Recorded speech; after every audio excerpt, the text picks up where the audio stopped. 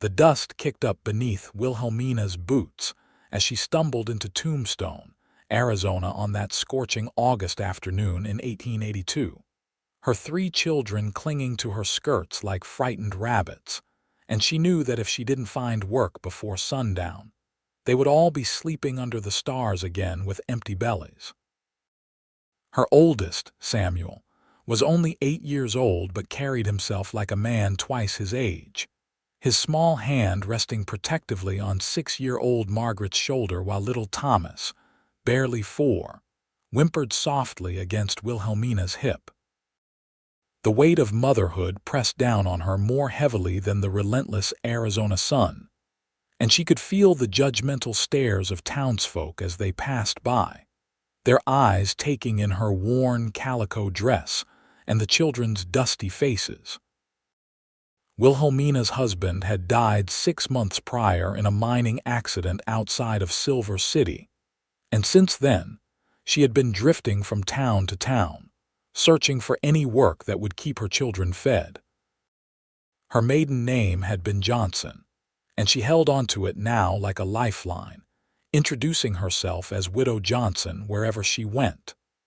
The mining company had offered no compensation, no assistance, leaving her with 3 hungry mouths and barely enough money to make it through a week.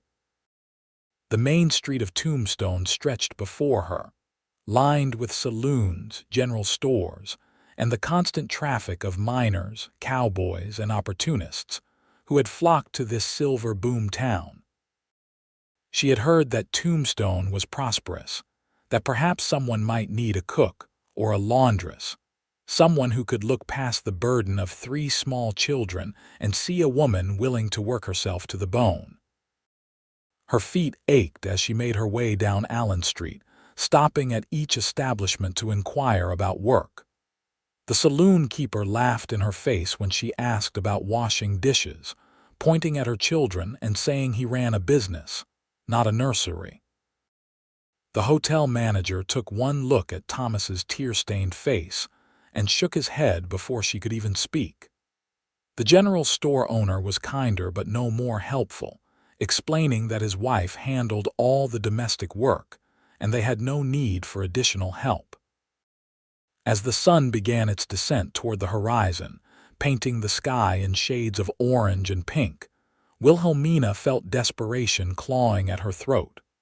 Samuel looked up at her with those knowing eyes, too mature for his young face, and she forced a smile she didn't feel.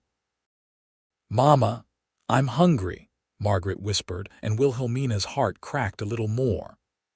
"I know, sweetheart. We'll find something soon," she promised, though she had no idea how she would keep that promise. She noticed a ranch supply store at the edge of town and decided to try one more time. The bell above the door chimed as she entered, and a middle-aged woman behind the counter looked up from her ledger. Wilhelmina approached, squaring her shoulders and lifting her chin, trying to appear more confident than she felt. "Excuse me, madam. I'm looking for work. Any kind of work. I can cook, clean, so do laundry. I'm a hard worker, and I won't complain about long hours or difficult tasks." The woman's eyes drifted to the children, and Wilhelmina saw the familiar flicker of hesitation. But there was something softer in this woman's gaze, something that gave Wilhelmina a sliver of hope. "I wish I could help you, dear, but my husband and I manage this store ourselves," the woman said gently. "However, there's a ranch about 3 miles north of here, the Winters Ranch. The foreman was in here just yesterday mentioning they could use help at the main house. The owner's mother has been ill, and they need someone to help with cooking and general housekeeping. You might try there." Wilhelmina's breath caught. Thank you so much." The woman reached under the counter and pulled out a small wrapped package. "Take this. Some dried beef and biscuits. You look like you could use a meal." Tears pricked at Wilhelmina's eyes as she accepted the package. "I can't pay you. I'm not asking you to. Now go on, but you'd best hurry. It'll be dark soon, and you don't want to be walking that road after nightfall." 3 miles felt like 30 as Wilhelmina led her children along the dusty road heading north from Tombstone. Samuel walked beside her without complaint, though she could see the exhaustion in every step he took. She carried Thomas on her hip, his weight making her back ache, while Margaret held tightly to her free hand. They stopped once to share the food the kind woman had given them, sitting in the shade of a scraggly mesquite tree while the children ate eagerly. "Are we going to have a real house, Mama?" Margaret asked, her mouth full of biscuit. "I don't know yet, sweetheart, but I'm going to try very hard to make that happen." The sun was touching the horizon when the Winters ranch finally came into view.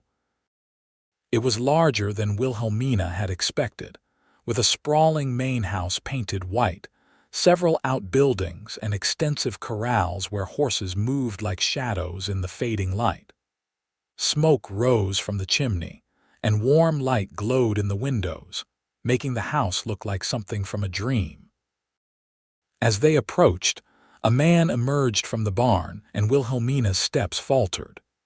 He was tall and broad-shouldered, wearing worn denim pants and a simple cotton shirt with the sleeves rolled up to reveal tanned, muscular forearms. A weathered hat sat on his head, shadowing his face, but as he drew closer, she could make out strong features and eyes that seemed to assess her in a single glance.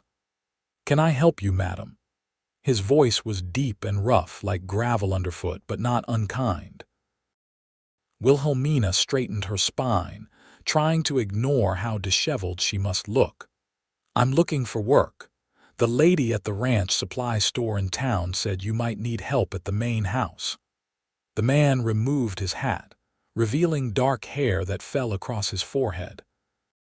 He was younger than she had first thought, perhaps in his late 20s, with sun-weathered skin and the kind of solid presence that spoke of a man comfortable with hard work and long days. "Name's Nathan Winters," he said. "This is my family's ranch. My mother's been poorly and we do need help around the house."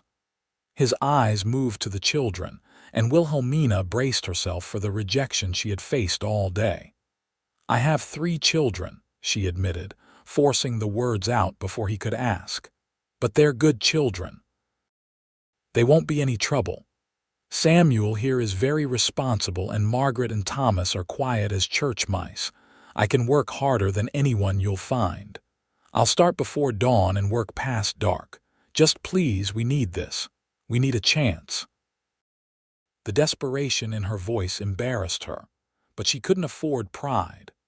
Not when her children hadn't had a proper meal in days, not when they had been sleeping on the ground or in the corners of train stations.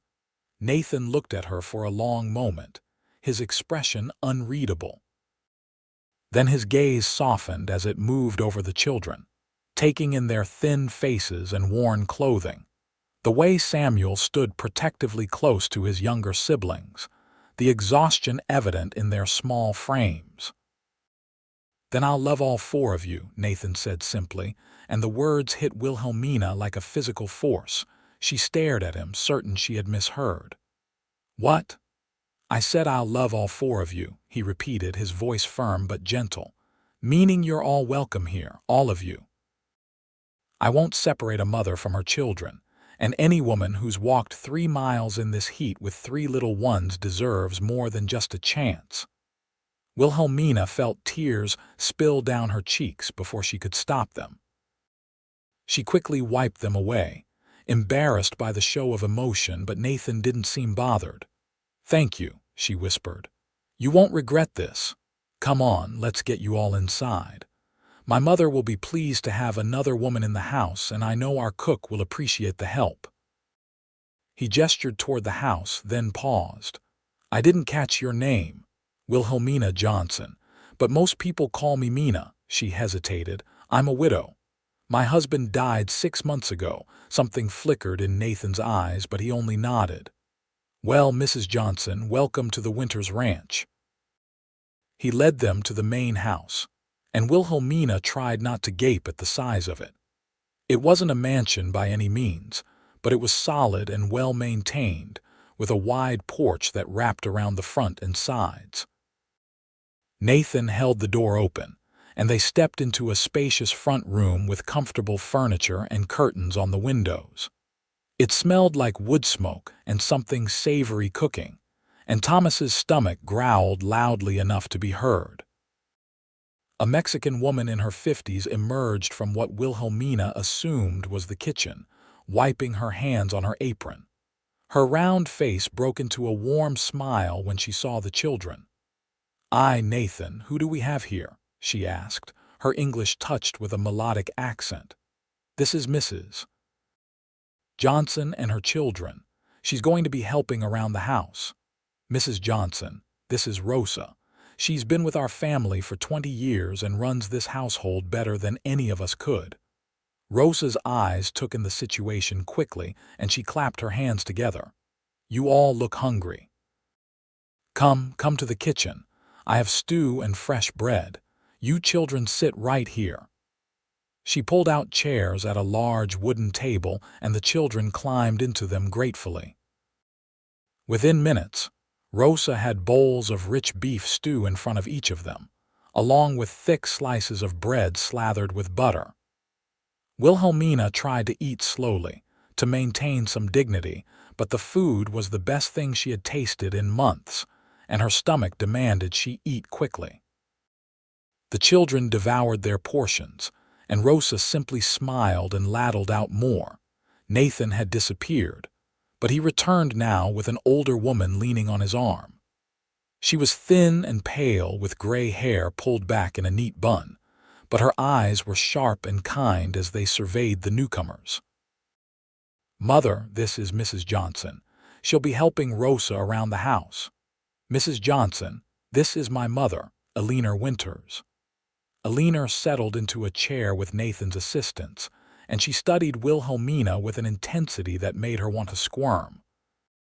But when the older woman smiled, Wilhelmina felt some of her tension ease. "It's a pleasure to meet you, Mrs. Johnson. And your children, what are their names?" "Samuel, Margaret, and Thomas," Wilhelmina said, gesturing to each in turn. "Fine names. Strong names." Eleanor accepted a cup of tea from Rosa. "Nathan tells me you've been looking for work. We can certainly use the help, and this house has been too quiet for too long. Children bring life to a place. I'll work very hard, Mrs. Winters. I promise you won't regret taking us in."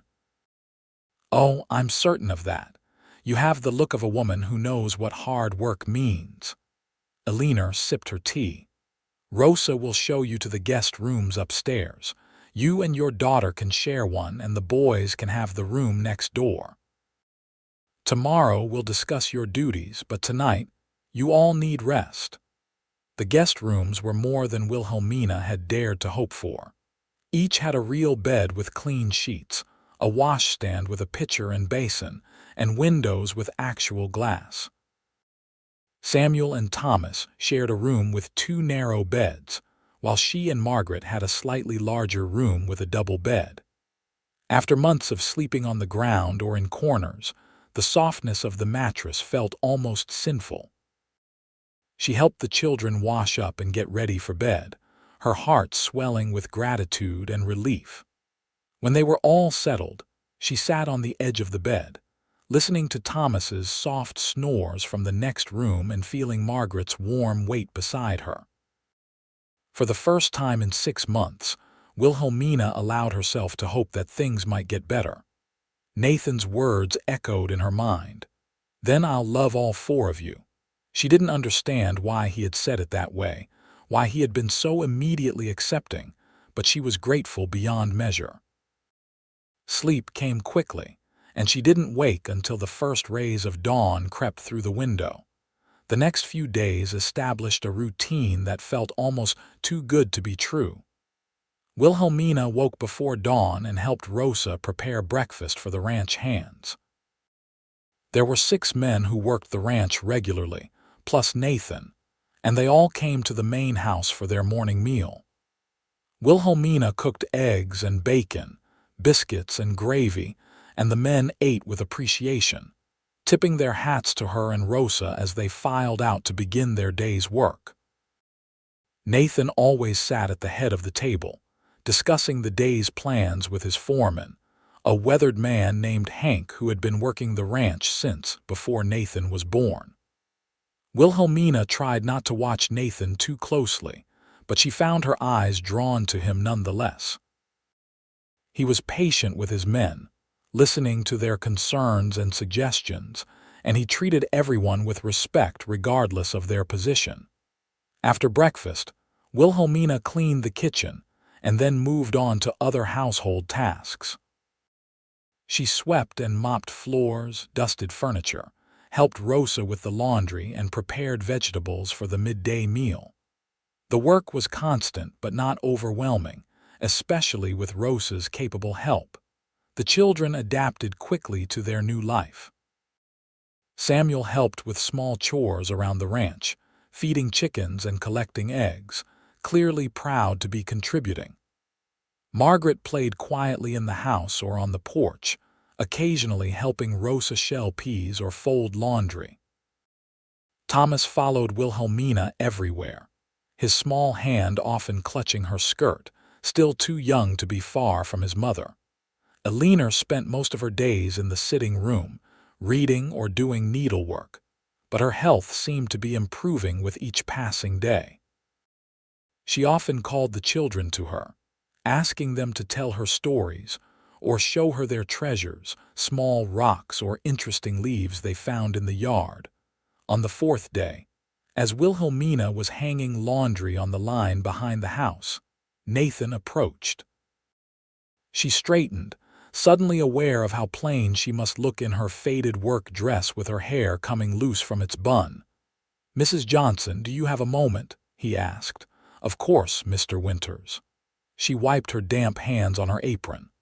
"I wanted to check on how you're settling in. Is everything satisfactory? The room's comfortable, the work manageable, everything is wonderful, more than wonderful. I can't thank you enough for giving us this opportunity." Nathan nodded, seeming satisfied. "You're doing excellent work. Rosa mentioned you've been up before dawn every day, and the house has never looked better." He paused, seeming to choose his words carefully. "I also wanted to tell you that you don't need to worry about money. Room and board are provided, of course, but you'll receive wages as well." $20 a month. Wilhelmina's breath caught. $20 was generous, more than she had expected. "That's very kind, Mr. Winters.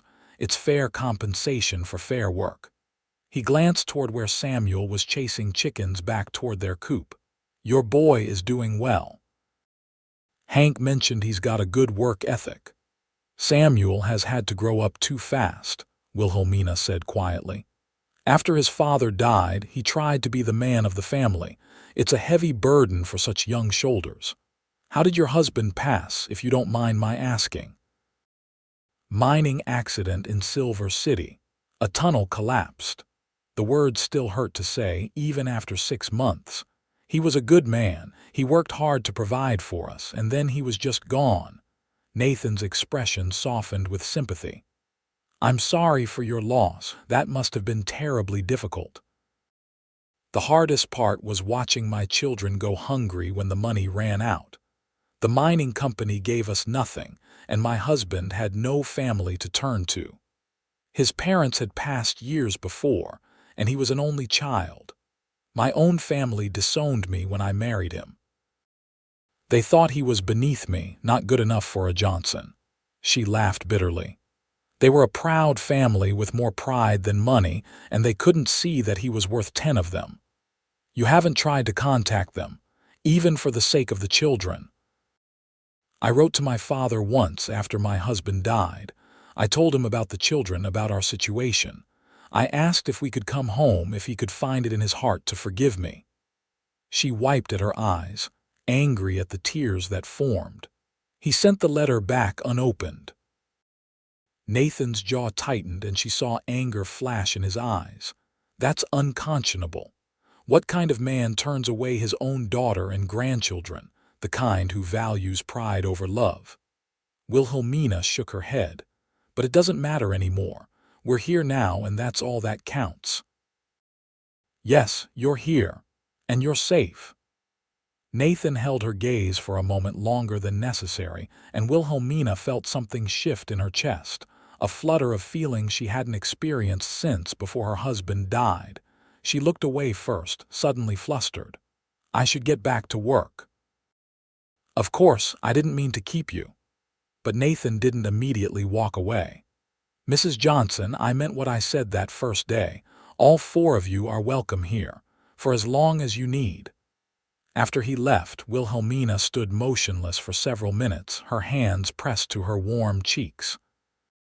She told herself it was just gratitude she felt, appreciation for his kindness.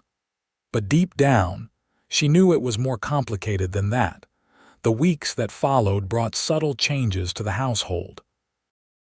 Nathan began finding excuses to spend more time near the house, fixing a loose board on the porch, checking on repairs to the kitchen door, discussing household matters with his mother when he could have just sent a message through Rosa.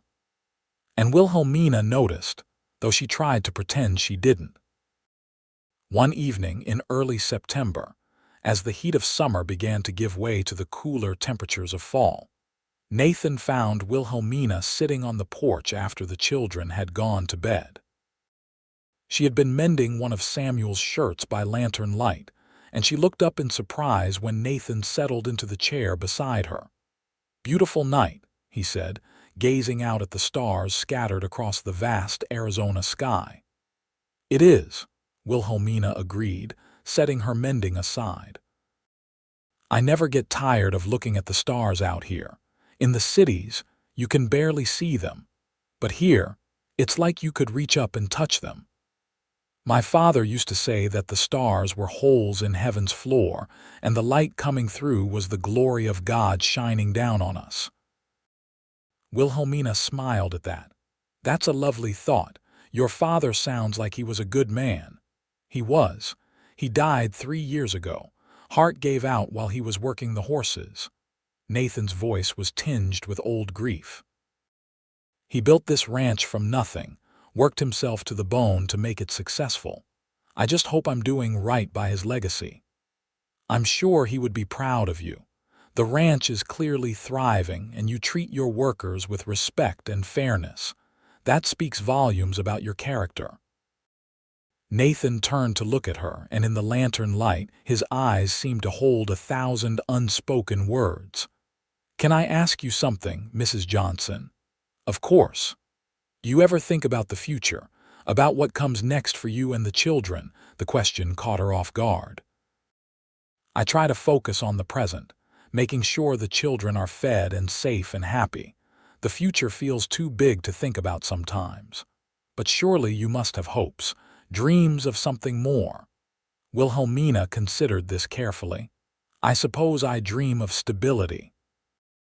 A real home where the children can grow up without fear or hunger, where they can go to school and have friends and just be children. Beyond that." She trailed off, unsure how to put her deeper longings into words. "Beyond that," Nathan prompted gently. "Beyond that, I suppose I dream of not being alone anymore, of having someone to share the burdens with, someone to talk to at the end of a long day, someone who looks at my children and sees blessings instead of burdens." She laughed self-consciously. "But that's probably too much to hope for." "What man wants to take on a widow with 3 children?" Nathan leaned forward, his elbows resting on his knees, his eyes never leaving her face. "A man who has the sense to see what a gift that would be." Wilhelmina's heart began to race. "Mr. Winters." "Nathan," he interrupted. "Please call me Nathan." "Nathan," she said softly, testing his name on her tongue. "I don't understand what you're saying." "I think you do." He reached out and gently took her hand, and the warmth of his touch sent electricity through her arm. "I've been watching you these past weeks, Mina. I see how hard you work, how much you love your children, how kind you are to everyone around you. I see your strength and your resilience. And I see how beautiful you are, even when you're covered in flour from baking or have your hair coming loose from working in the garden. "You can't mean this," Wilhelmina whispered, though her hand remained in his. "You barely know me." "I know enough. I know that I look forward to breakfast every morning because you'll be there. I know that I find excuses to come to the house just to hear your voice. I know that when I'm lying in bed at night, I'm thinking about you." He squeezed her hand gently. "I'm not expecting anything from you right now. I know it's too soon, that you need time, but I wanted you to know that I have feelings for you, strong feelings." Wilhelmina felt tears prick at her eyes. "My husband has only been dead 6 months. I know, and I respect that. I'm not asking you to make any decisions or promises. I just wanted to be honest with you about how I feel. And I want you to know that when you're ready, if you're ever ready, I'm here." She looked down at their joined hands, his so much larger than hers, calloused from work but gentle in their touch. Part of her wanted to pull away to maintain the professional distance that was proper. But a larger part of her wanted to hold on and never let go. "I don't know what to say," she admitted. "You don't have to say anything. Not tonight." Nathan released her hand slowly, as if reluctant to break the contact. "But think about it. Think about what you want for your future. And know that whatever you decide, you and your children will always have a place here." After he left, Wilhelmina sat on the porch for a long time, her mending forgotten, her mind whirling with thoughts and emotions.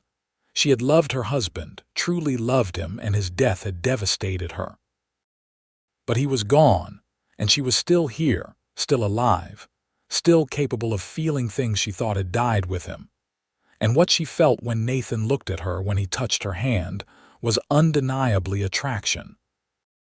It was the stirring of something new, something that scared and excited her in equal measure. The next morning, things felt different. Wilhelmina was hyper-aware of Nathan's presence at the breakfast table, of the way his eyes sought hers across the room, of how her pulse quickened when he thanked her for the meal. Rosa noticed too, if her knowing looks were any indication, but the older woman said nothing. Eleanor, however, was less subtle. A few days after Nathan's confession on the porch, the older woman invited Wilhelmina to sit with her in the parlor after lunch.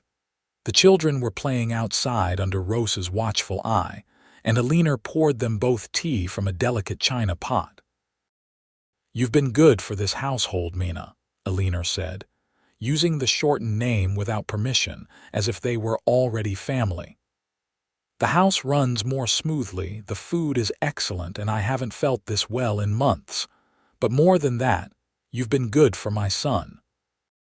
Wilhelmina's cheeks flushed. "Mrs. Winters, I don't know what you mean." "Oh, I think you do. I've seen the way you look at each other, the way he finds excuses to be near you, the way you light up when he enters the room." Eleanor sipped her tea calmly. "I want you to know that you have my blessing. Your blessing to court my son, to consider a future with him, to become part of this family if that's what you both want. Mrs. Winters, I was only widowed 6 months ago. People would talk. They would say it's too soon, that it's improper." Eleanor waved a dismissive hand. "People will always talk, dear. They'll find something to criticize no matter what you do. The question is, do you care about Nathan? Do you have feelings for him?" Wilhelmina set down her teacup with trembling hands. "I don't know, maybe. He's been so kind to us, so generous. But I don't know if what I feel is genuine affection or just gratitude. How can I be sure? Time will tell you. But don't let fear or propriety or what other people might think keep you from happiness. You're young yet, probably only 25 or 26 if I had to guess. You have many years ahead of you. Don't spend them alone if you don't have to." "I'm 27, Wilhelmina said quietly, "and my children. Your children are wonderful. Samuel reminds me of Nathan at that age, so serious and responsible. Margaret is sweet as honey, and little Thomas is a joy. They wouldn't be an obstacle to happiness. They would be part of it." Nathan said something similar. That first day when I told him I had 3 children, he said he would love all 4 of us. Alina smiled softly. That sounds like my son. He has a big heart, even if he doesn't always show it. His father was the same way. She leaned forward, her expression earnest. I want him to be happy, Mina. He's dedicated his life to this ranch, to taking care of me, to being responsible and dutiful. But he's lonely. I see it in his eyes. And then you came along and suddenly he's smiling again. He has a lightness about him that hasn't been there in years. What if I hurt him? What if I can't love him the way he deserves? That's a risk we all take when we open our hearts to someone. But from what I've seen, you're already halfway in love with him. You just haven't admitted it to yourself yet. The words haunted Wilhelmina for the rest of the day. Was Alina right? Was she already falling for Nathan? She examined her feelings carefully, trying to separate gratitude from genuine affection, trying to be honest with herself about what she was experiencing. When she saw Nathan that evening, leading a horse into the barn as the sun set behind him, her heart skipped a beat. When he smiled at her across the dinner table, warmth spread through her chest. When he said good night before heading to his own quarters, a converted bunkhouse behind the main house where he had moved after his father died to give his mother privacy, she felt a pang of longing. Maybe Alina was right. Maybe she was already falling in love. October brought cooler weather and the celebration of Thomas's 5th birthday. Wilhelmina hadn't mentioned it to anyone, but Rosa had somehow discovered the date and insisted on making a cake. The entire household gathered around the kitchen table that evening, singing while Thomas's eyes went wide with delight at the cake with 5 candles. Nathan had carved a small wooden horse for Thomas, and the boy clutched it to his chest like treasure. Alina gave him a storybook, and Rosa presented him with a bag of peppermint sticks. Margaret and Samuel had made him drawings, which he examined with the seriousness of an art critic. "Make a wish before you blow out the candles," Margaret instructed, and Thomas squeezed his eyes shut, his little face scrunched in concentration. "What did you wish for?" Samuel asked after Thomas had blown out all the candles in one big breath. "Can't tell, or it won't come true," Thomas said solemnly, and everyone laughed. But later that night, as Wilhelmina tucked him into bed, Thomas whispered his wish to her. "I wished that Nathan could be my papa." "Is that okay, Mama?" Wilhelmina's throat tightened with emotion. "That's a very nice wish, sweetheart. He's nice to us, and he makes you smile. You didn't smile much before we came here. I smile now because we're safe and happy. Because of Nathan," Thomas insisted with the simple logic of a 5-year-old. "So I wished he could be our papa." After Thomas fell asleep, Wilhelmina stood in the hallway, her hands pressed to her mouth, trying not to cry. Her children had been through so much, lost so much. They deserved stability, deserved a father figure who would love them and protect them. And Nathan had already shown that he could be that person. But did she have the right to pursue something with Nathan for the sake of her children? Shouldn't her feelings be genuine, not motivated by what was best for Samuel, Margaret, and Thomas? Except her feelings were genuine. She could admit that now. She was falling in love with Nathan Winters, with his quiet strength and gentle kindness, with the way he looked at her like she was something precious, with the way he treated her children like they mattered. She found him in the barn, checking on a mare that was due to foal soon. He looked up in surprise when she entered, setting down the brush he had been using to groom the horse. "Mina, is everything all right?" "Thomas made a wish tonight," she said, walking closer to him. "When he blew out his birthday candles, did he tell you what it was? I thought wishes were supposed to be secret. He told me after everyone else left. He wished that you could be his papa." Nathan's expression softened and he leaned against the stall door. "That's quite a wish." "He said you make me smile, that I didn't smile much before we came here." Wilhelmina stopped a few feet from him, her heart pounding. He's right. I didn't smile much. I was so focused on surviving, on getting through each day, that I forgot what it felt like to be happy. And now? Nathan asked quietly. Now I remember. You've given that back to me. You and your mother and Rosa and this ranch and this life we've built here. She took a deep breath. I've been thinking about what you said on the porch, about your feelings for me. I meant every word. I know. And I need you to know that I have feelings for you too. Real feelings. Not just gratitude, though I'm grateful. Not just because you've been kind to my children, though that means everything. But genuine, honest feelings that scare me because it's only been 6 months since I buried my husband, and I feel guilty for wanting to move forward. Nathan closed the distance between them in 3 long strides. He took her hands in his, and the warmth of his touch steadied her. You don't need to feel guilty for being alive, Mina, for wanting happiness. Your husband would want you to move on, to build a new life.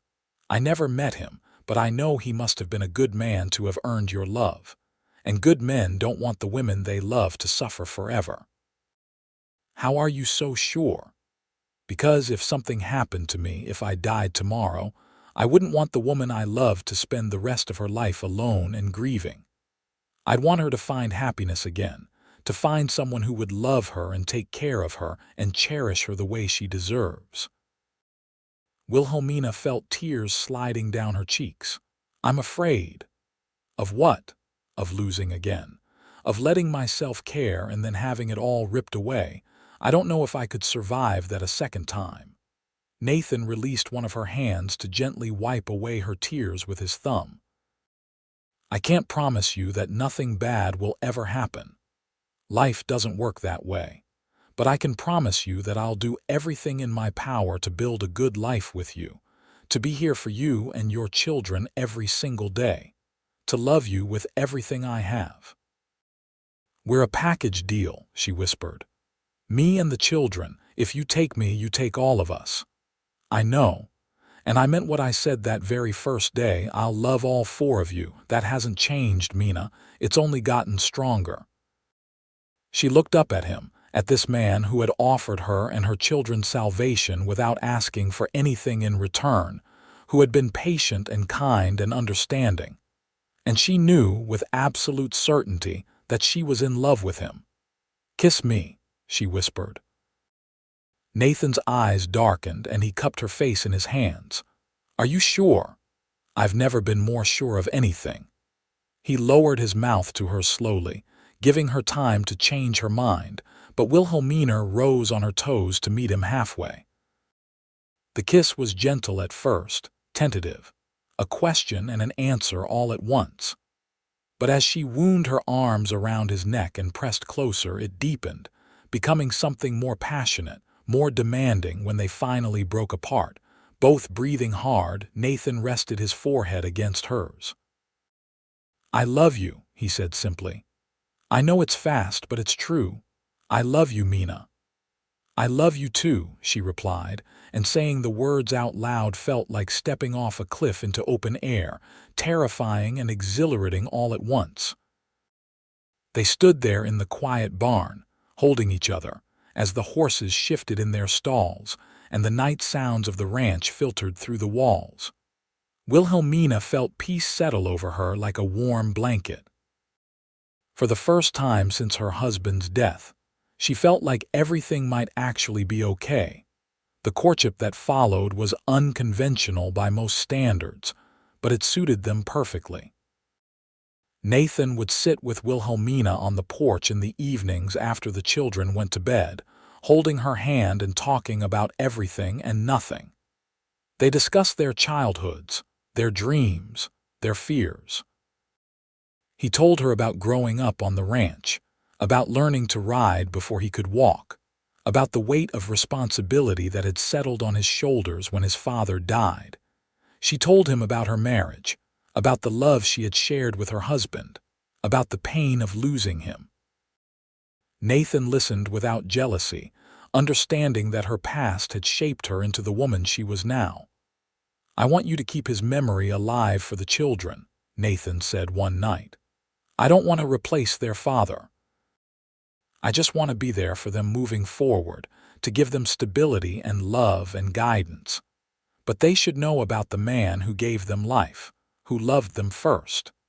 This generosity of spirit made Wilhelmina love him even more. Nathan also spent time with the children, not just as the ranch owner, but as a potential father figure. He taught Samuel to ride, patiently correcting the boy's posture and praising his progress. He played simple games with Margaret, letting her win at checkers and listening with apparent fascination to her rambling stories about her doll.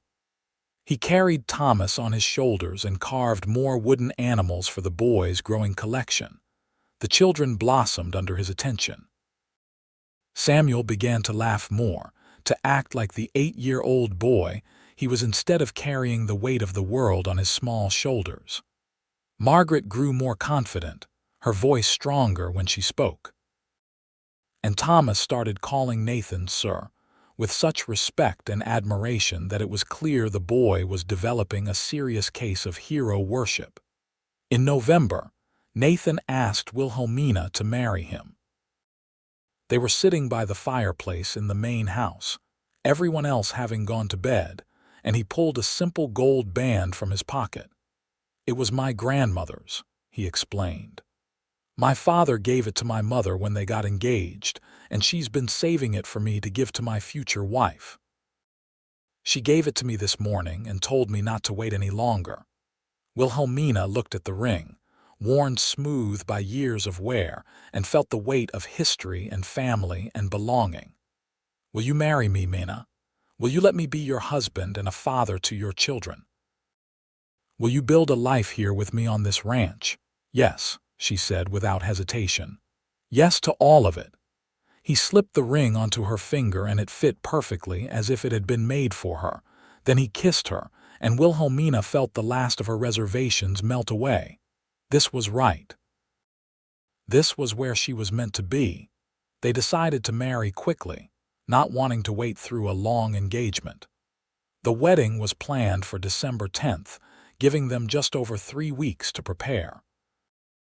Elena threw herself into the planning with enthusiasm that belied her recent illness, and Rosa enlisted Wilhelmina's help in cooking enough food to feed half of Tombstone.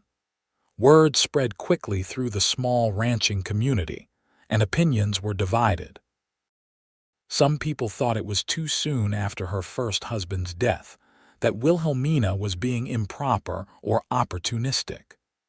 Others saw it as a practical arrangement, a widow finding security for herself and her children. But those who knew Nathan well understood that it was more than practicality.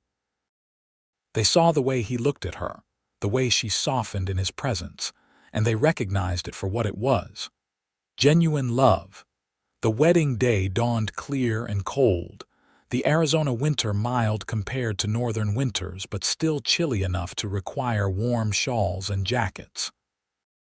The ceremony was held in the small church in Tombstone, with the local minister officiating. Elena sat in the front pew, beaming with pride, while Rosa dabbed at her eyes with a handkerchief. The ranch hands filled several rows, along with neighbors and acquaintances from town. But it was the children who made Wilhelmina's heart swell with emotion. Samuel stood beside Nathan as a sort of unofficial best man, his young face serious and proud. Margaret was the flower girl, scattering dried rose petals down the aisle with solemn concentration. And Thomas sat in the front row between Elena and Rosa, clutching his wooden horse and watching with wide eyes. Wilhelmina wore a simple but elegant dress that Elena had altered from her own wedding gown, ivory silk with delicate lace at the collar and cuffs. Her hair was pinned up with small white flowers woven through it, and she carried a bouquet of winter sage and dried lavender.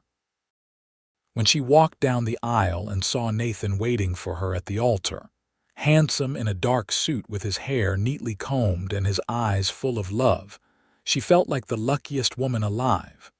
The ceremony was short but meaningful. They exchanged vows promising to love and honor each other for the rest of their lives. When the minister pronounced them husband and wife, Nathan kissed her tenderly, and the small congregation erupted in applause. But the moment that brought tears to everyone's eyes came after the kiss, when Nathan knelt down in front of Samuel, Margaret, and Thomas, who had come to stand beside their mother. "I want to make a promise to all three of you," Nathan said, his voice carrying through the quiet church. "I promise to be the best father I can be. I'll teach you and guide you and protect you. I'll celebrate your successes and help you through your failures. I'll love you not because I have to, but because I choose to every single day for the rest of my life. You're my children now, and I couldn't be prouder or happier about that." Samuel tried to maintain his composure, but his eyes were shining with tears. Margaret launched herself at Nathan, wrapping her arms around his neck, and Thomas quickly followed. Even Samuel, usually so reserved, joined the embrace. Wilhelmina pressed her hand to her mouth, overwhelmed with emotion. This was more than she had dreamed possible. This was a family, real and true and whole. The reception was held at the ranch, with tables set up in the barn that had been cleaned and decorated for the occasion. There was music from a fiddle player and dancing and more food than seemed possible. Wilhelmina danced first with Nathan, their bodies moving together as naturally as breathing. And then she danced with each of her children, even little Thomas, who stood on her feet and giggled as she waltzed him around. As the evening wore on and the celebration continued, Nathan pulled Wilhelmina outside for a moment of quiet. They stood on the porch of the main house, looking out at the land that stretched in all directions, silver in the moonlight.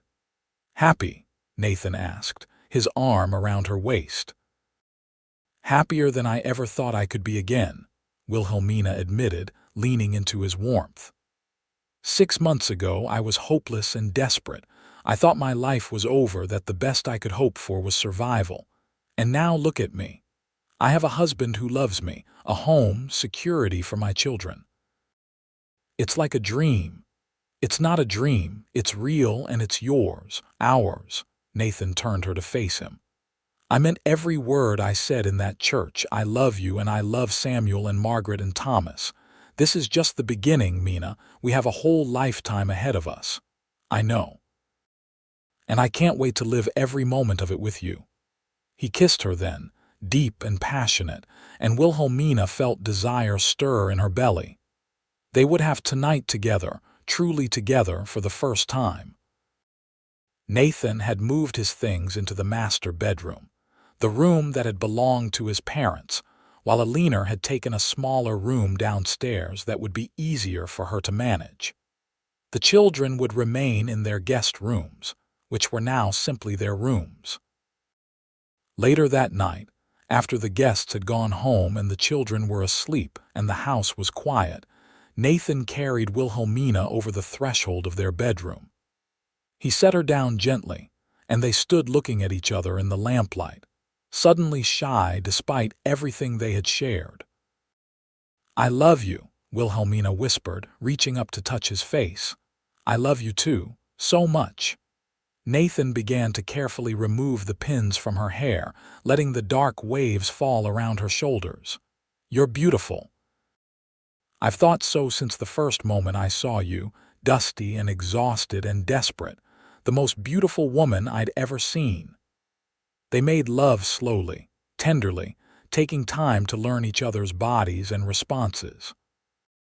It had been a long time for both of them, and there was a sweetness to the joining that brought tears to Wilhelmina's eyes.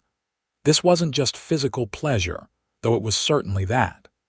It was connection, intimacy, the physical expression of the love they felt for each other. Afterward, they lay tangled together in the big bed, Nathan's arm around her and her head on his chest, listening to the steady beat of his heart. "Thank you," Wilhelmina said softly. "For what? For seeing me that day. For not turning me away.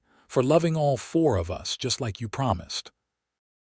You saved us, Nathan, in every way a person can be saved.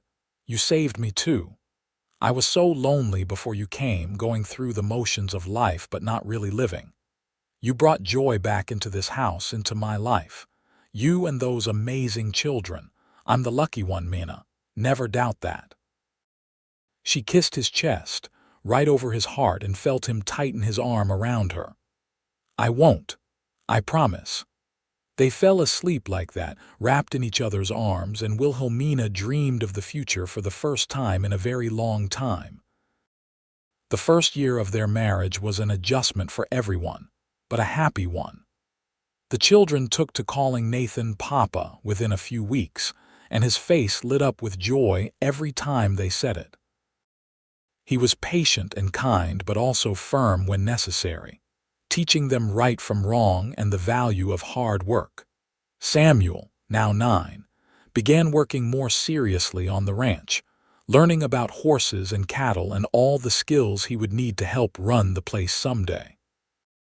Nathan treated him with respect, never dismissing his questions or ideas, and Samuel thrived under the attention. Margaret, 7 years old and growing more confident every day, started attending the small school in Tombstone. Nathan drove her into town each morning in the wagon and picked her up each afternoon, and she chattered nonstop about her lessons and her new friends. Thomas, at 5, was still too young for school, but he followed Nathan around like a shadow whenever possible, imitating his walk and his mannerisms. Nathan took it all in stride, often hoisting the boy onto his shoulders or letting him help with simple tasks around the ranch. Wilhelmina settled into her role as Nathan's wife with a contentment that sometimes surprised her. She still helped Rosa with the household work, but now it felt different, like she was caring for her own home rather than just earning her keep. She planted a garden in the spring, growing vegetables and herbs and flowers that brought color and life to the ranch. She sewed curtains for all the rooms and helped Alina with her quilting projects. But more than the domestic tasks, she enjoyed simply being Nathan's partner. They made decisions together about the ranch, about the children, about their future. He valued her opinions and listened when she spoke. In the evenings, they would sit together on the porch, his arm around her, and talk about their day. And at night, in the privacy of their bedroom, they expressed their love physically, their passion for each other growing deeper with each passing month. Alina's health continued to improve, and she credited it to having a full house again. She doted on her grandchildren, insisting that Samuel, Margaret, and Thomas call her grandmother Alina. She taught Margaret to sew and bake, passing on skills and stories from her own life. She helped Samuel with his reading, patiently working through difficult words. And she let Thomas curl up beside her while she read to him from her collection of storybooks. In the spring of 1883, Wilhelmina discovered she was pregnant. She had suspected for a few weeks, but waited to be sure before telling Nathan. When she finally shared the news one evening after dinner, his reaction was everything she had hoped for. His eyes widened, then a huge smile spread across his face. "Really? We're going to have a baby?" "Yes, probably in late October or early November." Nathan let out a whoop of joy that brought everyone running. Alina, Rosa, and the children all gathered in the parlor, and Nathan announced proudly, "We're having a baby." The children's reactions were mixed. Samuel looked pleased but also a bit worried, as if concerned about how a new baby would change things. Margaret was purely excited, immediately asking if it would be a girl so she could have a sister. Thomas seemed confused about the whole concept, but decided he was happy if everyone else was happy. Alina cried tears of joy and hugged Wilhelmina tightly. "A baby in this house again. Oh, I can't tell you how wonderful that is." Rosa immediately began planning, discussing what they would need, how to prepare a nursery, all the practical considerations. But her eyes were soft with happiness as she looked at Wilhelmina and Nathan. The pregnancy progressed smoothly. Wilhelmina felt tired in the early months, but otherwise healthy. Nathan was attentive to the point of being overprotective, constantly asking if she needed anything, if she was feeling all right, if she should be resting more. She found it endearing, even when it was a bit excessive. As her belly grew, Samuel, Margaret, and Thomas became increasingly excited. They would put their hands on her stomach to feel the baby kick, their faces filled with wonder. Margaret talked to the baby constantly, telling it about all the things they would do together. Thomas wanted to know when the baby would be big enough to play with him. And Samuel, in his serious way, promised that he would help take care of his new sibling and be a good big brother. The baby arrived on November 3rd, 1883, after a labor that lasted through the night and into the morning. Nathan paced outside the bedroom door while Rosa and a midwife from town attended to Wilhelmina. Elena kept him company, reassuring him that everything would be fine, while the children waited anxiously downstairs. When the baby's first cry rang out, Nathan nearly broke down the door in his eagerness to get to his wife and child. He found Wilhelmina exhausted but glowing, cradling a tiny bundle wrapped in a soft blanket. "A boy," she said softly, tears streaming down her face. "We have a son, Nathan." Nathan approached slowly, almost reverently, and looked down at the baby's tiny face. He had dark hair like his mother and was already waving his little fists in the air. Something in Nathan's chest cracked open, a rush of love so powerful it nearly brought him to his knees. "He's perfect," Nathan whispered. "You're perfect. I can't believe this is real." They named him James Nathan Winters after Nathan's father. When the other children were allowed to come upstairs and meet their new brother, they crowded around the bed, staring in awe at the tiny infant. "He's so small," Margaret breathed. "Was I that small?" Thomas asked. "Even smaller," Wilhelmina assured him with a smile. Samuel reached out a tentative finger and gently touched James's hand. The baby's fingers immediately curled around Samuel's larger finger, and the boy's face transformed with wonder and joy. "He's holding my hand." "That's because he knows you're his big brother," Nathan said, putting his hand on Samuel's shoulder. "He knows you'll always look out for him." As Wilhelmina looked around at her family, at Nathan beside her on the bed, at the 4 children they were raising together, at the new baby in her arms, she felt overwhelming gratitude. A little over a year ago, she had been homeless and hopeless, desperate and afraid. And now she had everything she could possibly want. The months after James's birth were busy and chaotic in the best possible way. The baby was colicky for the first few weeks, crying often and sleeping fitfully, but the entire household rallied to help. Elena would walk with him for hours, singing old lullabies.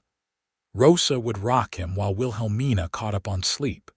And Nathan would pace the floors with his son in the middle of the night, talking to him about horses and cattle, and all the things they would do together when James was older. Samuel, Margaret, and Thomas adjusted to having a baby in the house with varying degrees of enthusiasm. Margaret was smitten, always wanting to hold James or help feed him. Thomas was less interested, preferring to play with his toys and help Nathan with ranch chores. Samuel was protective, immediately shushing anyone who was too loud when the baby was sleeping and always checking to make sure his baby brother was okay.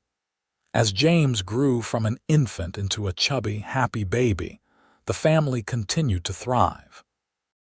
Samuel turned 10 and began taking on more responsibility around the ranch.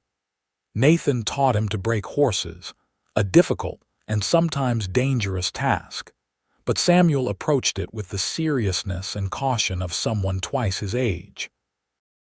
Margaret turned 8 and announced that she wanted to be a teacher when she grew up.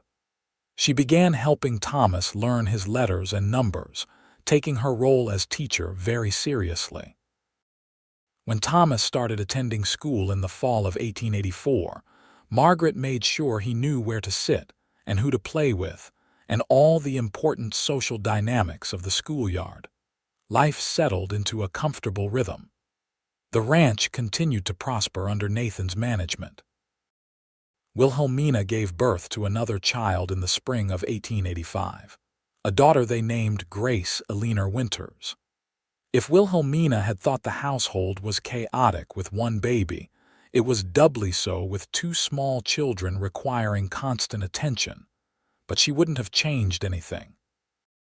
She and Nathan had built something beautiful together, a blended family that worked because they all chose to make it work, because love was more powerful than blood or obligation. The years passed, marked by small milestones and quiet joys. Samuel grew into a capable young man, working the ranch alongside Nathan and the other hands. He had his father's serious nature but his mother's kindness, and everyone predicted he would be an excellent rancher someday. Margaret did become a teacher, taking a position at the Tombstone school when she turned 18. She was patient and creative with her students, and she loved the work. She still lived at home, but there was a young man, the blacksmith's son, who had started coming around, and Wilhelmina suspected an engagement wasn't far off. Thomas, at 15, was the wild one of the family, always getting into scrapes and pushing boundaries. But he had a good heart and worshipped his father, so Nathan's guidance usually kept him on the right path. James, at 6 years old, was curious and energetic, constantly asking questions and wanting to know how everything worked. He followed Thomas around like Thomas had once followed Nathan, and he adored his younger siblings. Grace was a sweet 4-year-old with her mother's dark hair and her father's blue eyes. She was fearless, climbing trees and racing horses, and declaring that she was going to be a cowboy when she grew up, much to everyone's amusement. And then there was baby Peter, born in 1887, the surprise child that no one had planned but everyone welcomed. He was a content baby, happy to be passed around among his many siblings, and doted on by his grandparents. Leaner had lived to see all her grandchildren, a blessing she thanked God for daily. Though she was growing frailer with each passing year, she remained sharp and engaged, always ready with advice or a story from the old days. One evening in the summer of 1888, when Peter was just over a year old and toddling around causing mischief, Wilhelmina and Nathan sat on their favorite spot on the porch, watching the sunset paint the sky in brilliant colors. "You remember that first day?" Nathan asked, his arm around her shoulders. "How could I forget? I was so desperate, so afraid. I thought you were my last chance. You were beautiful, dusty and exhausted with 3 scared children holding on to you, and I took one look at you and thought, this is the woman I'm going to marry." Wilhelmina laughed. "You did not. I did. I knew it instantly, maybe not consciously, but something in me recognized something in you. And when you said you had 3 children, I knew I wanted all of you, the whole package. That's why I said what I said." "Then I'll love all 4 of you," Wilhelmina quoted softly. "Those words changed my life. Those words were a promise, and I've kept it, haven't I?" She turned to look at him, this man who had given her everything, who had loved her and her children unconditionally, who had built a life with her that exceeded her wildest dreams. "You've kept it, and then some. You've given me 6 more years of happiness, 3 more children, a home, a family. You've given me everything. You gave me everything too, purpose, love, a reason to smile every morning. This ranch is successful, but it was just a business before you came. Now it's a home. Now it's filled with laughter and children and life. You did that, Mina." They sat in comfortable silence, listening to the sounds of their children playing inside, James and Grace arguing over a toy while Peter banged on a pot with a wooden spoon and the older children laughed at something. It was loud and chaotic and absolutely perfect. "I love you," Wilhelmina said, the words as true now as they had been the first time she said them. "I love you too, all of you, always." As the stars began to appear in the darkening sky, Wilhelmina reflected on the journey that had brought her here. She had lost so much, suffered so deeply. But from that pain had come something beautiful. She had found love again, had built a family, had created a life worth living. And it had all started with a desperate woman, 3 scared children, and a cowboy who had looked at them and seen not a burden but a blessing. A cowboy who had promised to love all 4 of them and had spent every day since proving that promise true. The future stretched ahead of them, full of possibilities and promise. There would be challenges, certainly. Life always brought challenges. But Wilhelmina knew they would face them together. This family they had built from loss and love and hope. Samuel would eventually take over the ranch, becoming the kind of man his stepfather and his birth father would both be proud of. Margaret would marry her blacksmith and have children of her own, teaching them as she had taught her students. Thomas would find his path, probably after a few more wild adventures. James, Grace, and Peter would grow and thrive, carrying forward the legacy of love and family that Nathan and Wilhelmina had created.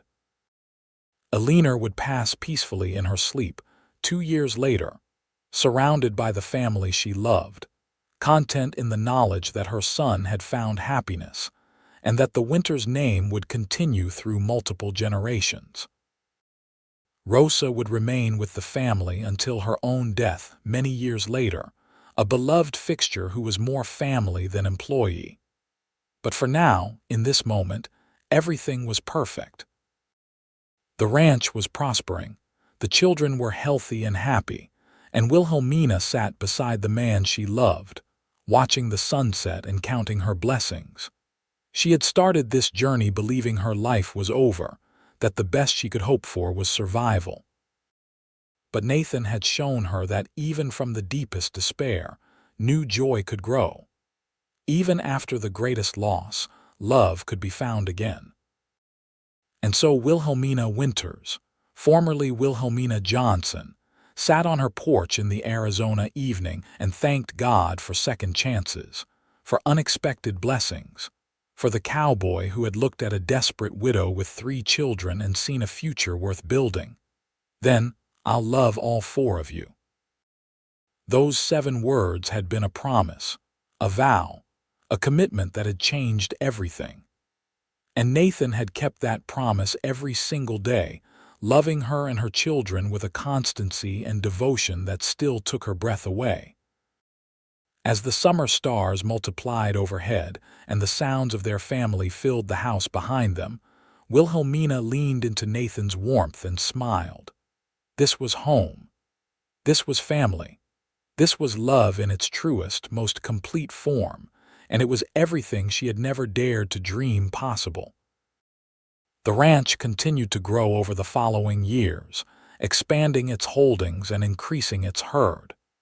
Nathan proved to be an astute businessman, making smart investments and weathering the economic fluctuations that affected many of their neighbors. But he never let business consume him. His family always came first, and he made sure to spend time with each of his children, understanding that they needed individual attention as much as they needed to be part of the larger family unit. Wilhelmina sometimes wondered what would have happened if she had turned back at the edge of Tombstone that day, if she had been too afraid or too proud to ask for help one more time. Where would she and her children be now? Would they have survived? Would they have found another chance? But those thoughts were fleeting. She had made the choice to walk into town, to keep trying, to keep fighting for her children.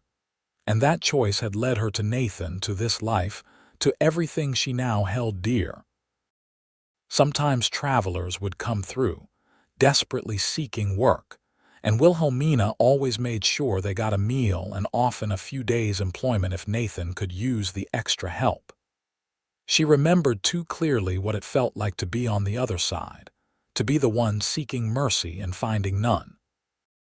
"You have a soft heart," Nathan told her once, after she had insisted they help a family passing through who had lost everything in a fire. "I have a grateful heart," she corrected. "I remember what you did for us. I want to pay that forward however I can." "Then we'll do it together," Nathan said, because that was who he was. A man who understood that blessings were meant to be shared, that having enough meant helping those who didn't. Margaret's wedding took place in the spring of 1890, a joyous celebration that brought the whole community together. She married her blacksmith, a good man named David who loved her deeply and treated her with respect. Wilhelmina cried through the entire ceremony, remembering her own desperate situation just 8 years prior and marveling at how much had changed. Nathan stood beside her, his hand in hers, and she knew he was thinking similar thoughts. Their family had grown and flourished beyond anything either of them could have imagined. Samuel, now 17, was being courted by the daughter of a neighboring rancher. Nathan had taught him everything he knew about running a ranch, and Samuel had absorbed it all with the seriousness he brought to everything in life. He would be ready to take over when the time came, though Nathan was still young and healthy and had many years of work ahead of him. Thomas, at 15, had finally started to settle down. He was talking about joining the cavalry, seeking adventure beyond the ranch. And while Nathan and Wilhelmina worried about the dangers, they understood his need to find his own path. The younger children were still growing, still discovering who they would become. James was 8 and showing signs of inheriting his mother's gentle nature and his father's business sense. Grace was 6 and determined, always challenging her brothers to races and competitions. Peter was nearly 3, a happy toddler who brought laughter wherever he went. The family had grown beyond just the immediate household, too. The ranch hands who had been there from the beginning felt like family. Some had married and brought their wives to live in small houses on the ranch property. Children were born, creating a small community around the Winters Ranch. Rosa's daughter and grandchildren visited regularly, and they were welcomed as part of the extended family. Eleanor's sister, who had been estranged for years, reconciled with the family and became a regular visitor, charmed by the warm, loving household. It was everything a family should be, built on love and respect and genuine care for one another. One night when they were alone in their room after another long, full day, Nathan pulled Wilhelmina into his arms and held her close. "I want you to know something," he said softly. "What's that?" "I've never regretted it, not for a single moment. Taking you and the children in, falling in love with you, building this life together. Every day I wake up grateful that you walked onto my ranch that day." Wilhelmina felt tears prick her eyes. Even after years of marriage, he could still move her to tears with his words.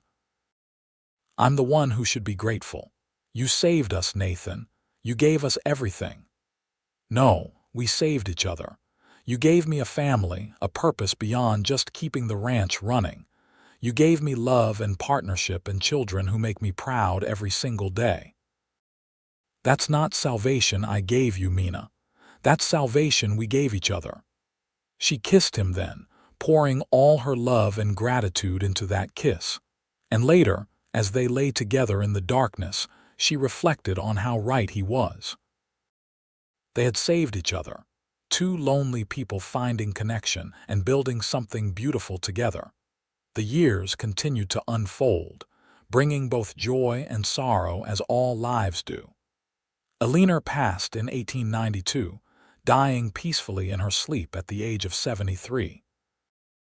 The family mourned her deeply, but they took comfort in knowing she had lived to see her grandchildren grow, had been surrounded by love in her final years. Thomas did join the cavalry, serving for 4 years before returning home, matured and ready to settle down.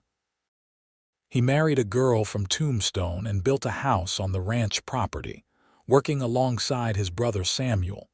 Samuel took a wife in 1893, and true to family tradition, welcomed his first child in 1894, a son named after his grandfather. The family gathered to celebrate, 3 generations now under the Winters name. Margaret had children too, 3 daughters who visited the ranch regularly and adored their grandmother Wilhelmina. She would tell them stories about the old days, about coming to Arizona with nothing and finding everything. And she would always end with the same message: never give up hope, because you never know when everything might change. James, Grace, and Peter grew into young adults, each finding their own path but all remaining close to the family. James became a teacher like Margaret, though he taught older students in Tombstone's growing high school.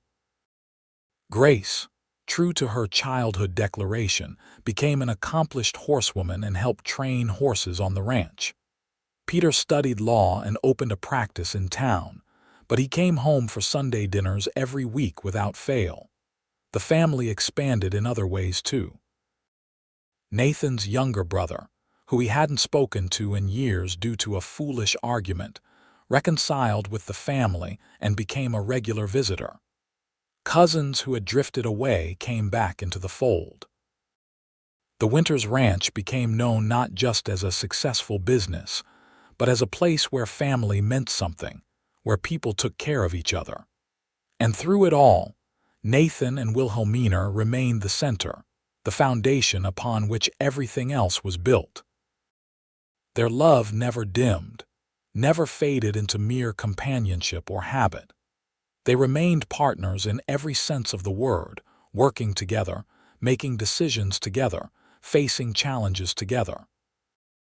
In 1900, as the new century began, Nathan and Wilhelmina celebrated their 18th wedding anniversary. The family threw them a party, with all their children and grandchildren gathered at the ranch. There was music and dancing, food and laughter, stories and toasts. Samuel stood and raised his glass.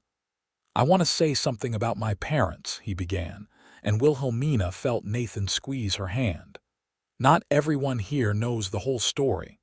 My sister Margaret and brother Thomas and I came here with our mother 18 years ago. We had nothing. We were desperate and scared, and Papa Nathan looked at us, 4 strangers with nothing to offer, and he said he would love all 4 of us." The room had gone quiet, everyone listening intently. "He kept that promise," Samuel continued, his voice thick with emotion.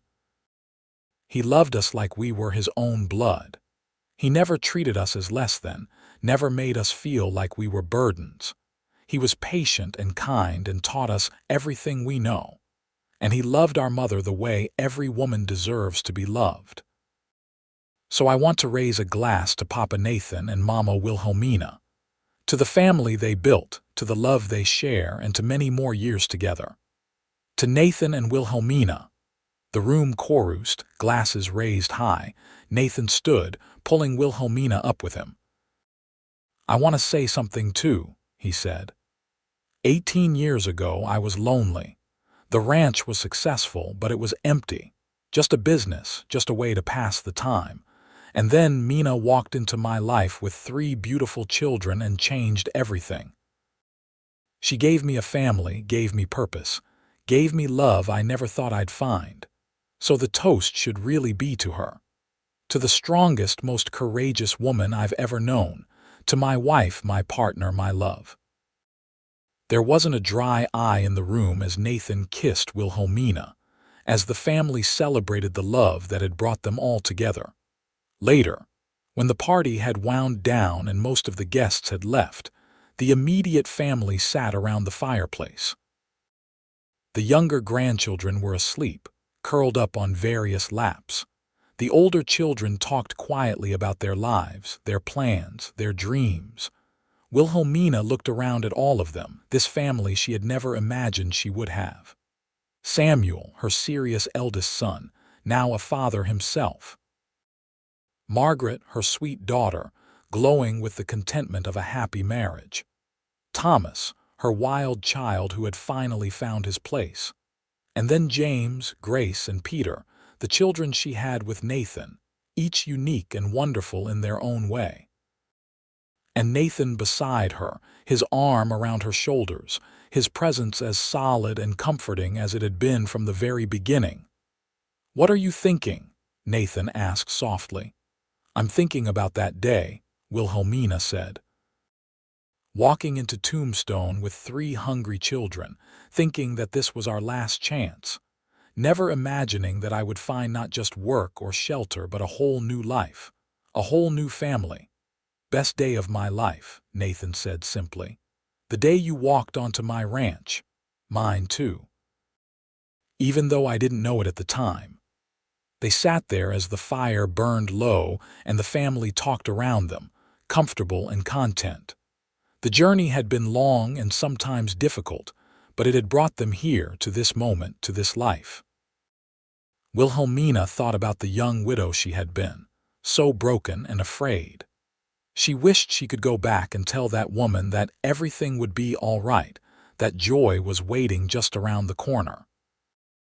That a cowboy with a kind heart would look at her and her children and see not a burden but a blessing.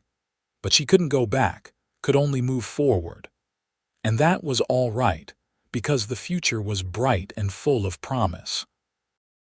As 1900 gave way to 1901 and beyond, Nathan and Wilhelmina grew older together, their hair graying, their movements slowing, but their love remaining constant. They became the patriarch and matriarch of a large, sprawling family, the touchstone to which everyone returned. They watched their grandchildren grow and have children of their own. They celebrated weddings and births, mourned losses and setbacks. They adapted to new technologies and changing times, seeing the wild frontier of their youth transform into something more settled and civilized. But through it all, they remained true to the promise made on that first day. Nathan loved all 4 of them, and then he loved the 3 more who came along, and then he loved all the grandchildren and great-grandchildren too. His capacity for love seemed infinite, as did Wilhelmina's. And when Nathan passed away in 1915, at the age of 62, after a life well lived and love well shared, Wilhelmina mourned him deeply. But she didn't regret a single moment of their 33 years together. He had given her everything, had loved her completely, had been the partner and husband she needed. She lived another 7 years after his death, watching her family continue to grow and thrive. And when she passed peacefully in her sleep in 1922, at the age of 72, she died knowing that her legacy was secure. Not in money or land, though the ranch remained successful, but in the family she had helped build, the love she had shared, the life she had lived. Her last thoughts were of that first day, of walking into Tombstone with nothing but hope and 3 hungry children, of finding Nathan Winters and hearing those words that changed everything. "Then I'll love all 4 of you," and he had. For 33 beautiful years, he had kept that promise. And in doing so, he had shown Wilhelmina and her children what it meant to be truly loved, to be part of a family built not just on blood but on choice and commitment and unwavering devotion. It was a legacy worth leaving, a story worth telling, a love worth celebrating. And the Winters family would continue for generations, carrying forward that legacy, remembering where they came from and the cowboy and widow who had built something beautiful from desperate circumstances. Because love, real love, doesn't see obstacles or burdens. It sees possibilities and promises. It sees 4 people in need and says, without hesitation, I'll love all four of you, and that makes all the difference.